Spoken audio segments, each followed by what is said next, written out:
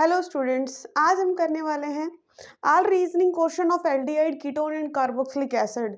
इससे पहले हम ऑलरेडी कर चुके हैं जितने भी रीजनिंग क्वेश्चन हैं, किससे? हेलो एल्कीन, हेलो एरीन से एंड एल्कोहल फिनोल ईथर, उनका हमारा कंप्लीट हो चुका है। आज हम करेंगे एल्डिहाइड कीटोन और कार्बोक्सिलिक एसिड से जितने भी पॉसिबल रीजनिंग क्वेश्चन जो हमारे बनते हैं उनके बारे में हम करेंगे। हमारे मेन क्वेश्चन कौन कौन से हैं एक बार थ्रोली उनको पढ़ लेते हैं। सबसे पहला क्वेश्चन है कि कीटोन जो है, क्या हमारा जो कीटोन है वो न्यूक्लियोफिलिक एडिशन रिएक्शन के टुवर्ड्स बहुत कम रिएक्टिव होता है। उसके पीछे का रीजन क्या है? Solution first. बेटा अगर हम कीटोन की स्ट्रक्चर ड्रॉ करें तो मेरे हिसाब से कुछ ऐसी होती है। दो आर ग्रुप हमारे लगे हुए होते हैं। जब हमारा ये बॉन्ड ब्रेक होता है, तो यहाँ पे पॉजिटिव चार्ज और यहाँ पे नेगेटिव चार्ज आता है। इसका रिजल्टेंट इफेक्ट क्या होता है बेटा? CH3C कार्बन पे पॉजिटिव चार्ज और O पे नेगेटिव चार्ज इधर CH3। यहाँ पे हमारे दो फैक्टर हैं जिनकी वजह से हमारा न्यूक्लियोफाइल जो है हमारे कार्बन पे अटैक नहीं कर पाता है। पहला फैक्टर तो ऑब्वियसली जब न्यूक्लियोफाइल इस ऑक्सीजन के टच में आएगा तो उसको क्या फील होगी? भागो भागो, रिपल्शन फील होगी। साथ में ये जो हमारे CH3 ग्रुप हैं ये भी क्या करेंगे? इसको क्या करेंगे? दूर भगाएंगे। साइज बड़ा है यार उनका, राइट? तो वो भी क्या करेंगे? दूर भगाएंगे, राइट? तो रीजन इसका फर्स्ट क्या होगा? O नेगेटिव CH3 और दोनों CH3 रिपेल न्यूक्लियोफाइल। पहला रीजन तो क्या रहेगा कि हमारा जो O नेगेटिव, ऑब्वियसली यार सेल्फ न्यूक्लियोफाइल ही दिख रहा है तुम्हें। नेगेटिव चार्ज एक दूसरे को क्या करेंगे? रिपेल करेंगे। दूसरा क्या है बेटा? दूसरा क्या है यार? न्यूक्लियोफाइल चलो ठीक है, कार्बन पे फिर भी दया करके यार इस पे पॉजिटिव चार्ज आ रहा है और स्ट्रॉन्ग पॉजिटिव चार्ज है तो वो सोचे कि मैं किसी ना किसी साइड से इसके ऊपर जाऊं। लेकिन तुम्हें पता होगा कि बेटा जो हमारे जो मिथाइल ग्रुप है ये कौन सा इफेक्ट शो करते हैं? प्लस आई इफेक्ट शो करते हैं, जिसकी वजह से हमारे कार्बन के ऊपर हमारे जो कार्बन का जो पॉजिटिव नेचर है वो डिक्रीज हो जाता है due to attached CH3 group, alkyl group. ये कौन सा ग्रुप शो करते हैं? कौन सा इफेक्ट शो करते हैं? Plus I effect. Decrease the positive nature of carbon, decrease the positive nature of carbon. यही रीजन है कि हमारा जो न्यूक्लियोफाइल है वो उस बेचारे कार्बन के ऊपर अटैक नहीं कर पाता है, राइट? चलो नेक्स्ट क्वेश्चन पे आते हैं। क्या तुम्हें लगता है, क्या तुम ये एक्सेप्ट करोगे? Would you accept benzaldehyde to be more reactive towards nucleophilic addition reaction than propanol? नहीं, ये बोल रहा है कि बेंजल्डिहाइड न्यूक्लियोफिलिक एडिशन रिएक्शन के टुवर्ड्स ज्यादा रिएक्टिव होता है एज कंपेयर टू प्रोपेनॉल। मैंने बोला नहीं, लेकिन क्यों? उसके पीछे का रीजन बताती हूँ बेटा। देखो बेटा, अगर हम बात करते हैं बेंजल्डिहाइड की, ये हमारा बेंजल्डिहाइड है, C डबल बॉन्ड OH। चलो इसको भी हम थोड़ा सा शो कर देते हैं। कुछ इस तरीके की स्ट्रक्चर होगी इसमें, राइट? जब ये बॉन्ड टूटेगा तो ऑक्सीजन पे नेगेटिव और कार्बन पे कौन सा चार्ज आएगा? पॉजिटिव चार्ज आएगा। लेकिन मुझे एक बात बताओ, ये जो पॉजिटिव चार्ज है तुम्हें साफ दिख रहा है, ये पॉजिटिव चार्ज इस बॉन्ड के साथ किस में आएगा? अल्टरनेट पोजीशन पे है, तो ये बॉन्ड यहाँ पे शिफ्ट हो जाएगा या फिर ये बॉन्ड यहाँ शिफ्ट हो जाएगा, राइट? कुल मिला के यहाँ पे क्या हो जाएगा? रेजोनेंस हो जाएगा। कुल मिला के यहाँ पे क्या हो जाएगा? शिफ्टिंग ऑफ चार्ज के कारण यहाँ पे क्या आ जाएगा? रेजोनेंस आ जाएगा। और इस कार्बन के ऊपर मेरे हिसाब से क्या बेटा? पॉजिटिव चार्ज ही नहीं आ पाएगा। अब जब पॉजिटिव चार्ज ही नहीं आ पाएगा यार, तो फिर मुझे खुद बताओ कहाँ से न्यूक्लियोफाइल अटैक कर लेगा? क्या बोला मैंने? Positive charge not present on carbon, not present on carbon. अब जब पॉजिटिव चार्ज ही नहीं होगा तो फिर कहाँ से न्यूक्लियोफाइल अटैक करेगा, right.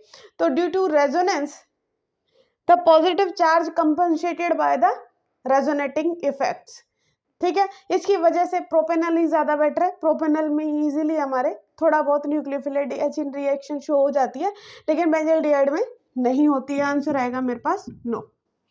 Question number 3, why carboxylic acid is less reactive towards electrophile as compare to carbonyl carbon. मेरी बात सुनो, जो हमारे कार्बोक्सिलिक एसिड होते हैं वो इलेक्ट्रोफाइल की साइड कम रिएक्टिव होते हैं, right, as compare to carbonyl carbon. उसके पीछे का रीजन बताते हैं। देखो बेटा, अगर हम बात करें कार्बोक्सिलिक एसिड की, ये सॉल्यूशन सेकंड था, ये थर्ड है। अगर हम बात करें कार्बोक्सिलिक एसिड की, कार्बोक्सिलिक एसिड की अगर हम स्ट्रक्चर ड्रॉ करते हैं तो कुछ क्या स्ट्रक्चर होती है हमारे पास, आर सी, एक साइड डबल बॉन्ड होता है और एक साइड ऑक्सीजन के ऊपर OH लोन पेयर होते राइट। बेटा जैसे ही ये बॉन्ड टूटेगा, ऑक्सीजन पे नेगेटिव चार्ज और कार्बन पे क्या आ जाएगा, पॉजिटिव चार्ज आ जाएगा। बिल्कुल सही है राइट मैम, बिल्कुल। लेकिन बेटा ये जो पॉजिटिव चार्ज है इसको अपने आसपास कुछ दिखाई दे रहा है मेरे हिसाब से। कौन सा बेटा, लोन पेयर दिखाई दे रहा है। क्या दिखाई दे रहा है, लोन पेयर। तो बेटा पॉजिटिव चार्ज कार्बन पे होने की बजाय, भाई सीधी सी बात है, इस यहाँ से H पॉजिटिव रिलीज हो जाएगा जो इस कार्बन पे अटैच हो जाएगा।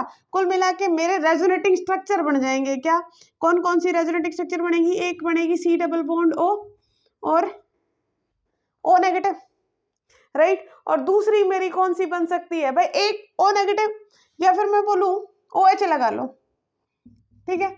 या फिर मैं बोलूं एक रेजोनेटिंग स्ट्रक्चर और पॉसिबल है मैम, कौन सी, यहाँ पे OH और बेटा यहाँ पे डबल बॉन्ड हो। क्या इन दोनों स्ट्रक्चर में कहीं कार्बन के ऊपर पॉजिटिव चार्ज आया, नहीं आया। यहाँ पे कार्बन के ऊपर पॉजिटिव चार्ज आ ही नहीं पाता है, कार्बन पे पॉजिटिव चार्ज आ ही नहीं पाता है। Positive charge not present on carbon, positive charge note present on carbon. और एक बात बताओ, जब कार्बन के ऊपर पॉजिटिव चार्ज ही प्रेजेंट नहीं होगा तो कहाँ से इलेक्ट्रोफाइल अटैक करेगा, कुछ कर ही नहीं पाएगा, राइट। यहाँ पे कुल मिला के पॉजिटिव चार्ज अगर तुम सोचो, और यहाँ पे जो नेगेटिव चार्ज आ रहा है वो भी किसके ऊपर आ रहा है, ऑक्सीजन के ऊपर आ रहा है।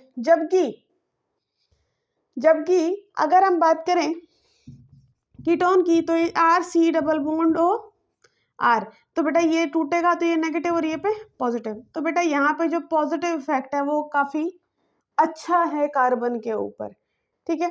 दैट्स वाई क्या बोलते हैं हम कि कार्बोक्सिलिक एसिड इलेक्ट्रोफाइल की साइड कम रिएक्टिव होता है as compare to carbonyl carbon, right. Next आता है बेटा, why carboxylic acid is more acidic than phenol. Carboxylic acid phenol से ज्यादा एसिडिक क्यों होते हैं, उसके पीछे का रीजन हम एक्सप्लेन करेंगे। पहले इनका स्क्रीनशॉट ले लो।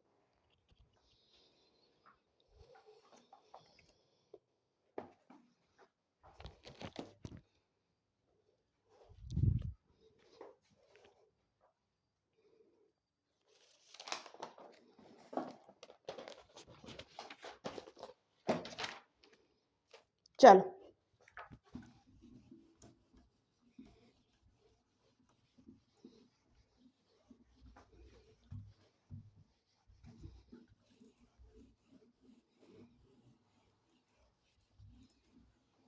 यस, देखो बेटा इसका हम ऐसे टॉपिक हम पहले फिनोल में भी कर चुके हैं, सेम ऐसा ही सिनेरियो है। देखो बेटा पीछे वाले का भी कुछ कुछ सेम ऐसा ही आंसर था। अगर हम बात करते हैं फोर्थ की, कार्बोक्सिलिक एसिड की, RC डबल बॉन्ड OH, बेटा इसकी दो रेजोनेटिंग स्ट्रक्चर बनती है। मान लो तुमने ये बॉन्ड तोड़ा तो यहाँ पे नेगेटिव चार्ज और यहाँ पे पॉजिटिव चार्ज। अब इस पॉजिटिव चार्ज का नेक्स्ट इफेक्ट क्या होगा, RC, यहाँ कार्बन पे, कार्बन का पॉजिटिव चार्ज ऑक्सीजन इसको इलेक्ट्रॉन दे देगा, जिसकी वजह से यहाँ क्या चला जाएगा, H पॉजिटिव रिलीज होगा और इधर क्या आ जाएगा, OH। OH ना भी लगा होता H पॉजिटिव ही रिलीज होता दिखाता, और यहाँ पे क्या आ जाएगा, नेगेटिव चार्ज। ठीक है, और एक और रेजोनेटिंग स्ट्रक्चर बन सकती है।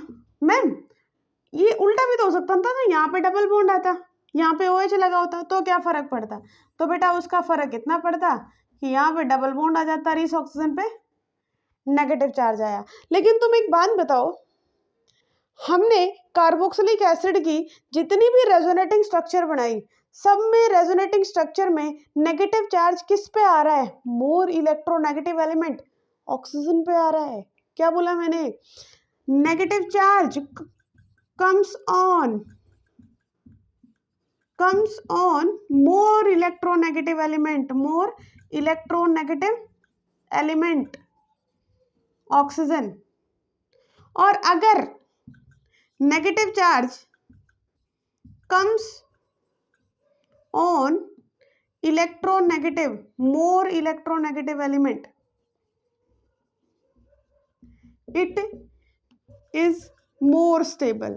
ये क्या आएगा भाई, मोर स्टेबल होगा। बिल्कुल सही है मैम। फिनॉल में, यार फिनॉल की स्ट्रक्चर बना के देख लो,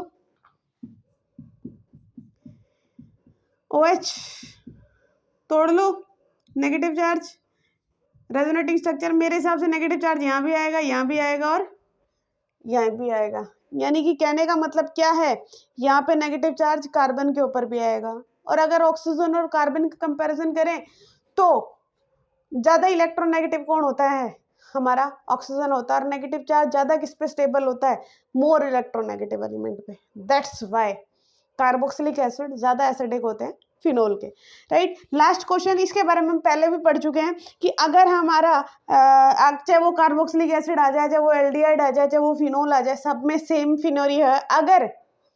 अगर एसिडिक स्ट्रेंथ का, फिफ्थ का एसिडिक स्ट्रेंथ का अगर हम ट्रेंड लिखते हैं, एसिडिक स्ट्रेंथ डायरेक्टली प्रोपोर्शनल होती है बेटा प्लस आई इफेक्ट के, और बेटा इनवर्सली प्रोपोर्शनल होती है, सॉरी डायरेक्टली प्रोपोर्शनल होती है माइनस आई इफेक्ट के, और इनवर्सली प्रोपोर्शनल होती है प्लस आई इफेक्ट के। चाहे तुम फिनोल की लिख लो, चाहे तुम अल्कोहल की लिख लो, चाहे तुम कार्बोक्सिलिक एसिड की लिख लो, सब में एसिडिक स्ट्रेंथ, अगर हमारा इलेक्ट्रोडोनेटिंग ग्रुप लगा हुआ है तो वो एसिडिक स्ट्रेंथ को डिक्रीज करेगा, और अगर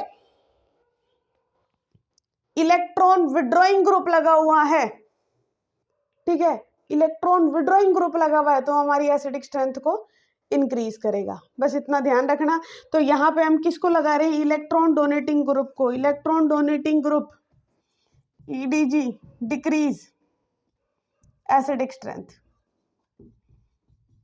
ये थे हमारे all possible question, reasoning type question from aldehyde, ketone और कार्बोक्सिलिक एसिड।